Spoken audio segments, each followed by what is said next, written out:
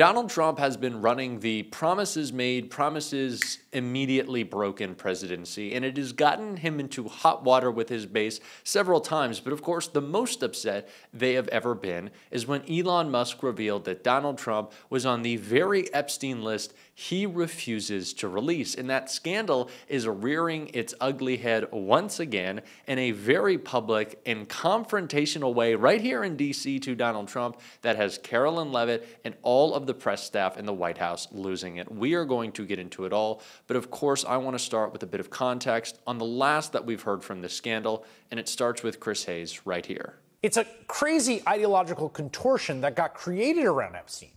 This man, who was, as you see there, videotaped, hanging out and leering at women with Donald Trump, a man who, according to Trump in a 2002 interview, likes beautiful women as much as I do.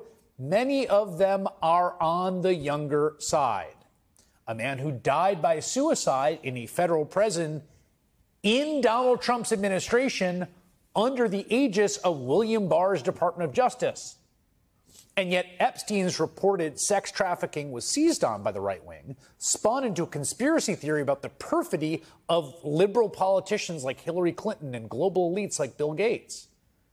Now, it took off partly because Epstein really did have this insane range of contacts with rich and influential people. But spinning Epstein's crimes into a vast left-wing conspiracy always required selective memories and crazy contortions. So much so that when Donald Trump's Department of Justice hyped up its dump of documents on the Epstein case in February, remember that? Even inviting some far-right influencers to the White House to pick up the files in great big binders before anyone else got it. Those influencers were disappointed and angered to find nothing new.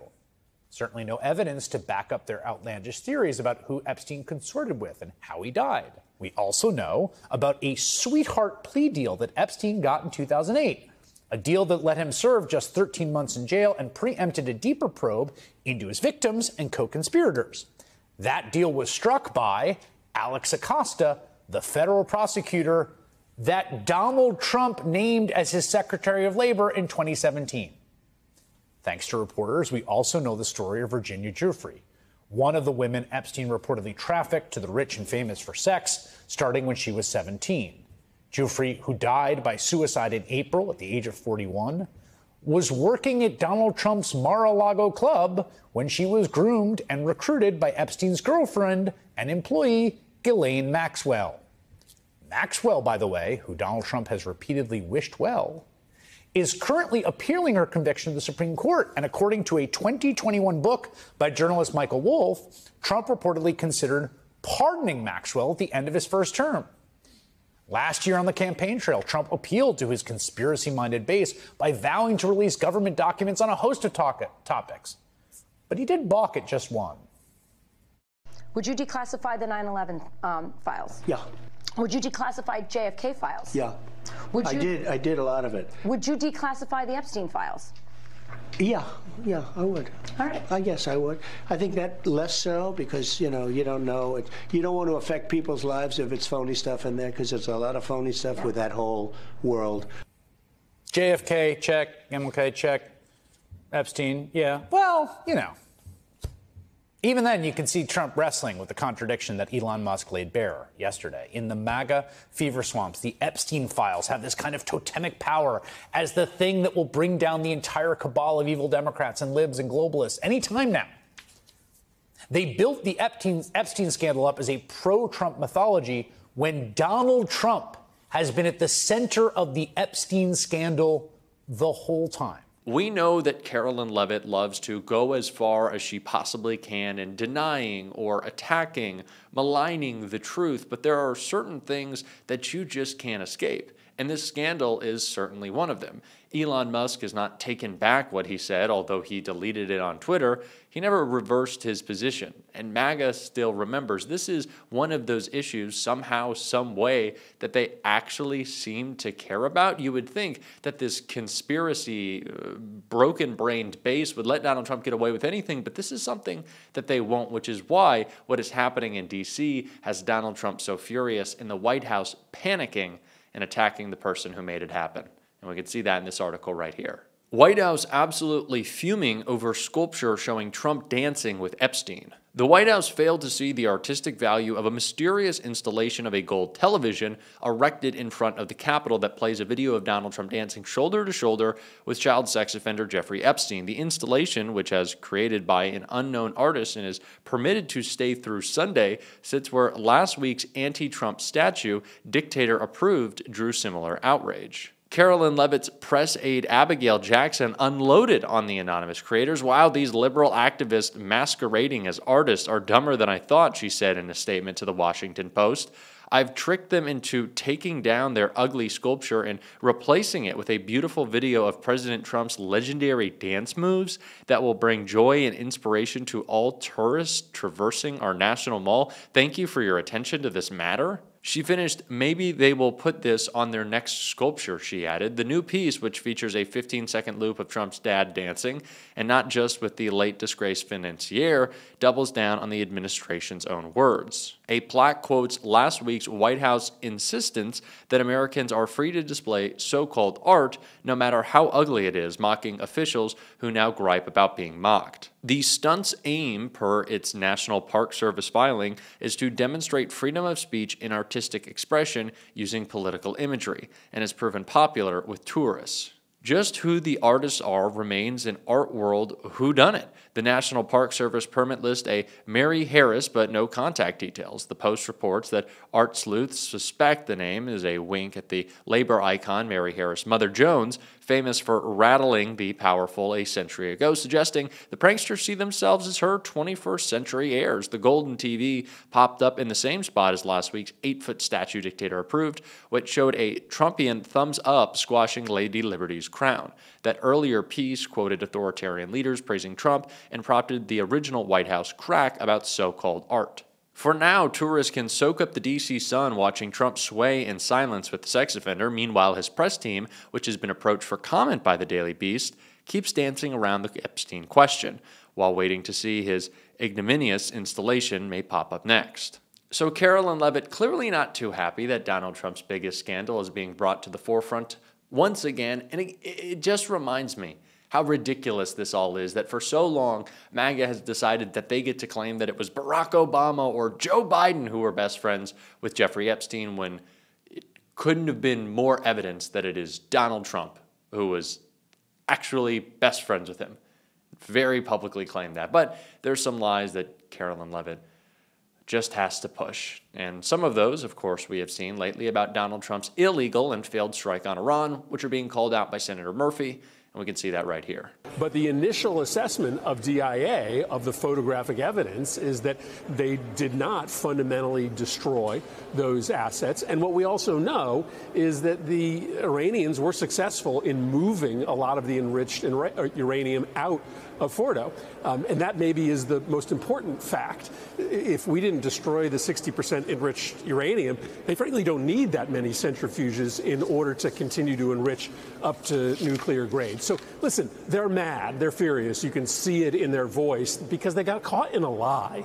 They got caught in a lie. They went out there and said that that the nuclear capacity of Iran was obliterated, that we'd set back the program at least a year. They knew they were lying when they said it. They got caught in the lie. That's super embarrassing. And they're trying to cover up that lie with this righteous indignation, blaming everybody but themselves for the fact that they did the really unforgivable sin of national security communication. They fudged intelligence about our national security. You can't do that because, as we have seen over and over again over the course of our history, that's what gets us into unnecessary wars of choice. That's what gets not dozens or hundreds of Americans killed, but thousands of Americans killed. They're angry because they got caught lying this weekend. I have been to that movie, and I do know how it ends. Tell me why you think this is happening, because when you look at what Donald Trump could have said, he could have said the military performed brilliantly, they successfully struck their targets, and his base would have been just as happy. Why do you think they're digging in and doubling and tripling down on this word obliterated, which, by the way, his own chairman of the Joint Chiefs did not agree with on Sunday morning? Yeah, listen, what you said is right. The military did their job here.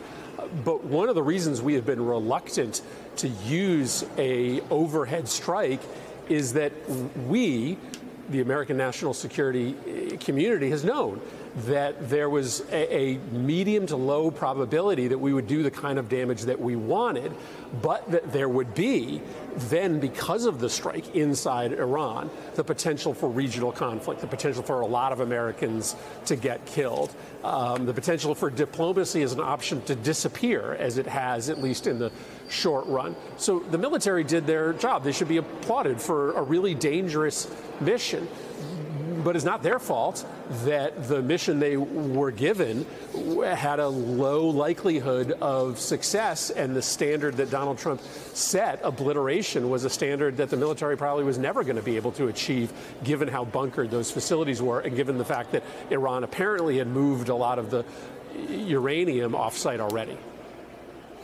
And some of the reason you could theorize is because Donald Trump kept warning them that he telegraphed this. I mean, it all feels so circular, and I wonder where you go. You're on the Foreign Relations Committee. I mean, where do you go for facts? Who do you trust today? Well, as you mentioned, they've also announced that they're going to stop sharing intelligence with Congress because they like it when they don't get caught in their lies. They like it better when they can just make up things and there's no way that they can be caught. And if they don't share information with Congress, then yeah, there's a much higher likelihood that they're going to just tell the American people fabrications about the risks posed to us or to the success of missions that they undergo overseas, and no one will be the wiser. I guess where do I go from here, Nicole? They are also this week trying to take health care away from 16 million Americans, and there is an element of this version of his reality show that is designed to try to distract Americans from the fact that they are about to pass the most massive transfer of wealth from the poor and the middle class to the rich in the history of the country. So I'm going to keep talking about what they have done to try to get away with a really criminal lie about this mission in Iran, but I'm also going to make sure that we don't let them turn the story from what will ultimately matter most to the people I represent, which is a bill that's going to destroy health care for 16 million Americans if they pass it this weekend. It should come as no surprise to us that Donald Trump is not acting only illegally, but also with the streak of incompetence that has become commonplace in his administration, and then to just package it all up nicely, lying to us about it. And that, again, should be no surprise. This is what the administration does. But then it is our job to talk about, to explain, and to point out that their attacks on our very freedom, which is what this is a continued imposition on our lives. And we're going to be calling that out every single day on this show. And if you want to support that, as always, you can hit that subscribe button. You can leave a like on this video. And if you stuck around to the end, you can drop a blue heart in the comments. And until next time, I'll see you soon.